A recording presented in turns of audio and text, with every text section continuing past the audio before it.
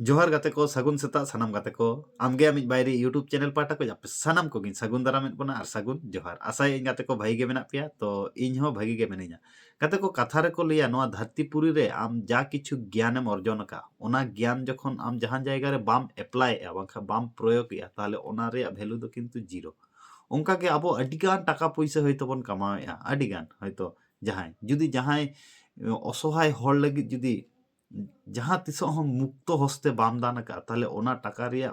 मूल्य से भैलू हो किंतु खूब कम गया तो नोआ कथाñ लई खाज दो अडिगान हर पे माने हयतो कंट्रोवर्सी पे मनेया जे लिया टाका पैसा की हर लगी इन दानेया इन दो ओंका दो बइन लईआ टाका पैसाटा प्रॉपर भावे एटा हड़ा कमी रे लगा मा ताते आमरी फैमिली हो को हुई दड़ा बांखाज जहां जहां पछले रेगे ओना टाकाटा प्रॉपर भावे जाते यूटिलाइज मा अडिगान हर सारा जीवन टाका संचय पछले रेगे को ताहेना जे लाख लाख टाका संचय काते को दोहया बाको भोगा माने बाको भोगा मीन्स बाको यूटिलाइज बाको व्यवहार तो उनको हर को लगित के नोआ कथा जतो हर दो नोआ दो बांगा अडिगान हर मेना को दुनिया रे अडि किछु को कराएआ अडि किछु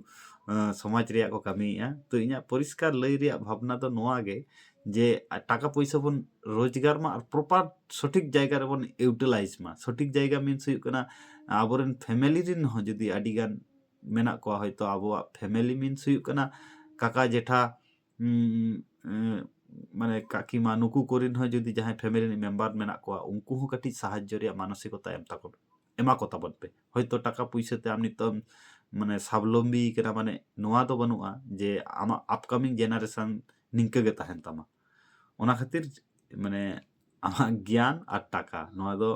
आम सठिक भावे जदी बाम यूटिलाइज दड़ा नोआ रिया भैलू दो किंतु माने